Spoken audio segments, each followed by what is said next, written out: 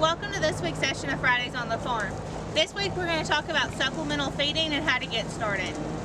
As you get started, there are a couple things you have to ask yourself to make this both economical and beneficial for your herd. The first thing is, who are you feeding? Are you feeding heavy bred cows? Are you feeding early lactation cows? Are you feeding growing calves? They all have different requirements, so it's important that we're reaching the right goals. The second question is, what does your forage source look like? Your forage is going to represent about 90% of their diet, so it's important to know exactly what it is. Whether that's hay, winter annuals, etc., it's important to have that tested so we know exactly what it is that we're feeding, so that we know what we need to supplement with if we do have a deficit somewhere. The third question is, what are your choices in feeding? Do you have options for bulk feed, or are you feeding bagged feed? Do you like cubes? Do you like lick tubs? Are you interested in a custom blend from the local feed mills? There's lots of options out there, and you need to know what's available in your area.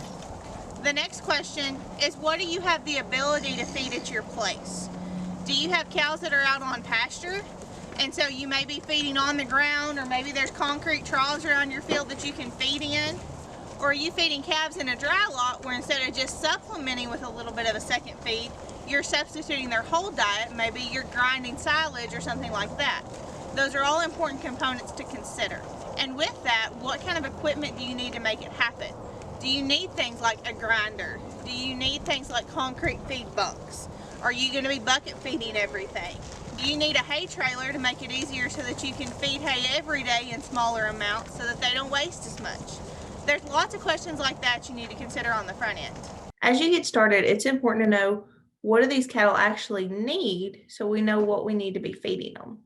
For most of the examples today, we're going to look at late gestation cows or early lactation cows. Hot Spring County here is a mostly cow-calf operation kind of county. But if you're also growing calves, whether those are preconditioned calves or you're running a stocker program, these are just some of the requirements of the common things we see here around the county. This chart's also at the bottom of a handout I always hand out with hay tests when they come back. So if you've got questions about this, let us know. If you've got cows that are about to calve, they're in that last stage of gestation, they need at least 7.7% protein on a dry matter basis and at least 52% TDN. But now the other side of that coin, if you're trying to grow calves and you're really wanting to push them at 2 pounds a day, you need to be closer to this 13% protein and 69% TDN. So keep that in mind when you're making these decisions and trying to decide what to feed, is what do your cows actually need to accomplish the goals for your operation. This just kicks that into another gear and lets us focus a little bit more. If you've got those growing calves, you do want them to gain that 1.5 pounds per day if they're replacement heifers. It's important to remember that they're only going to intake around 2.3% of their body weight. So we can figure all this stuff and pour them all the feed in the world, but it's important to remember what they're actually going to eat so that we can achieve those goals. What percent of that diet can be made up of your protein? What percent of that diet can be TDN? And the same thing for our cows, whether they're in that last phase of gestation or that first phase of lactation. If you've got new calves on the ground, those requirements are a whole lot higher, and so is that intake. So not only are we thinking about what are we going to feed, but how much are we going to have to feed? One of the first steps in knowing what you need is starting with a hay test. A hay test tells us exactly what we're feeding, and it can be one of the most economical and most beneficial options in your supplemental feeding program, because then you know what you have, so you know what you need to supplement with. We know what our cows need, and since our forage is normally around 90% of their diet, it's important that we know what that 90% is so that we can meet whatever other needs we need to the right way. Hay tests are only $18 a piece. I suggest you test each group of hay you have separately, because each time they cut it, each different field it came from is going to be a little bit differently. Even if it's in the same field, if the first cutting was 30 days and the next cutting wasn't for another 60, and the rain was different, there could be lots of reasons why that second cutting of hay is a little bit different. Hay testing is relatively simple. It's something you can do on your own. You can come by the office and check out a soil probe and do it yourself, or you can give me a call and I'm more than happy to come out to the farm and help you do it. So with that, we'll show you what a hay test looks like. So when you go to pull your hay sample, you'll need a hay probe. This one happens to attach to a power drill, which makes life a little bit easier on all of us. We have some at the office as well that can be checked out if you want to pull your own hay sample. When you go to get started, we'll go to the outside of the bale. That way you get a cross section of a sample. That way it represents the whole bale and not just one piece.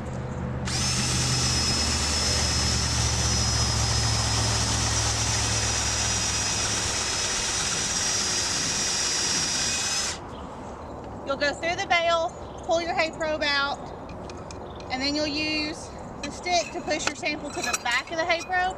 That way you don't have clogs and mess up your next sample. We want to take a representative sample of your hay as a whole. And so if you've got a group of 100 bales, we'll probably sample 10. At the end of the day, when you're done, you'll take the lid off of your hay probe, and inside you'll have your sample. We want that sample to fill about a quart-sized bag. We'll put your name and contact information on the bag, fill out the form at the office with your $18, and send it off to the lab. When it comes back, you'll get a report and our understanding your hay test paperwork, and then we can work on your supplemental feeding guide. It's that easy. I get asked all the time about average hay quality. Oh, well, I really don't want to take the time to send off for a hay sample. I've got average hay. What's average hay around here? Average hay is kind of like average soil. There really is no average. Everybody's a little bit different depending on what they're doing on their place, when they're cutting, and a whole lot of other factors. This chart is put together by our nutritionist, Dr. Shane Gadberry, and this is an example of all the hay tests that came in one year for the state of Arkansas. If you looked at where the average actually fell for the state of Arkansas, nobody had average hay. Some folks had really low quality, some folks had really high quality, and yeah, there was a pretty big gap in the middle, but a lot of these, there's a big difference between this side of the coin and that side of the coin. So when you tell me you have average hay, that really doesn't tell us anything, and that's why a hay test is so important. For $18, it can really help make better decisions for your operation. So once you know your hay quality, then you can start looking at supplemental feeds. This is a chart that's found on a website that we'll go to here in just a minute and kind of look through, and kind of gives you an idea of where things would be. That means you're feeding a commodity plan that may be corn gluten feed, and DDG. Most of the time, that's going to run you around 21% protein, around 84% TDN. Some people really like cattle cubes. Some people really like lick tubs. This gives you an idea of where those things fall so that we can play with it a little bit and find out where you need to be feeding to reach your goals. If you want to have your feed checked to see where exactly it falls, we can do that as well. You just need to bring a sample in and we can get that sent off for you. And obviously, the more exact information we have, the better ration we can figure for your operation. So for the first set of examples, we're going to use this as a hay test that came in here in the county. This is a real example. This was a Bahia mix. You see, we get answers back on an azure seed basis and a dry matter basis. As we start to figure rations, we want to work from this dry matter basis. His protein was at 9.3% and his TDN was at 54%. Those are the two numbers that I'm going to look at the closest as we go to figuring. So we'll go to this in just a minute and let you kind of play with it and show you what we're doing. But when we look at that hay, if we were feeding late gestation, which is our bred cows, it has enough protein that they do okay, but it doesn't have enough TDN. So to make them reach that goal, I figured this, if you were feeding 20% cubes, you're going to be feeding 3 pounds a day roughly to that group of cows to reach their requirements for a late gestation. Now, if those cows are in early lactation on that hay, cubes aren't going to cut it. The hay's not going to cut it even on the protein level. And as we start playing with different other supplements to add, it's almost nearly impossible to get that hay to a point that feeds our early lactation cows where they need to be. And this is a perfect example of when our hay quality really is so important. If I run it with a different hay, this was a hay test that came back at 11% protein and 59% TDN, it's a whole lot closer, and I can add those cubes and get them back over the mark they need to be. Now we're feeding them a little bit more. We're at 3.6 pounds a day, so that's a little bit more than what we're spending on the cubes than what we did on our late gestation cows. We're still feeding them, but it gets their requirements met, and we improved the hay quality rather than pouring a bunch of other feed to them. And that's where these hay tests are so important, so we can figure out exactly where you're at and know that we're not pouring a bunch of money down the drain trying to feed cows when we can't make up for that hay quality difference. So here's the next hay test that we're going to look at as our example for this one. As you can see, he was at 11.3% protein and 57% TDN. So with that, we'll go over to our calculator. This is an online tool that you can access and use for yourself, or you can come into the office with your information and we can play with it together and come up with what works best for you. So if we looked at that example, it was a warm season grass. Its crude protein level, it's on dry matter basis, was 11.3. The TDN was 57.2. Now there are a few things that it defaults, and that's why it's important to go through this and check this.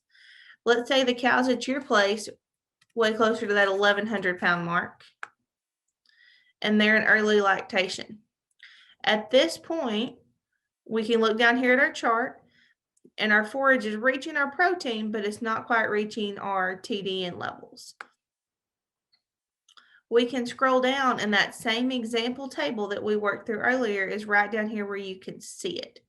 So if we want to use this three-way mix, for example, it's 84% TDN and 21.1 crude protein. So when we scroll back up here to the top, we just input that information. And again, this is that three-way mix.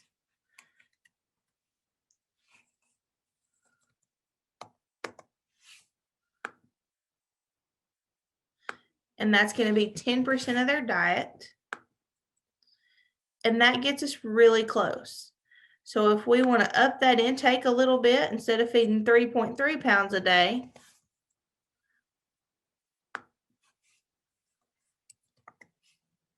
if we upped that to 5 pounds a day, we would be meeting our requirements. And you can go through this and play with different amounts. You can play with different ingredients. But the point is, you want to make sure that you're meeting your protein and your TDN requirements to get those cows where they need to be.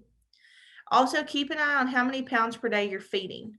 We got to remember how much they're able to intake.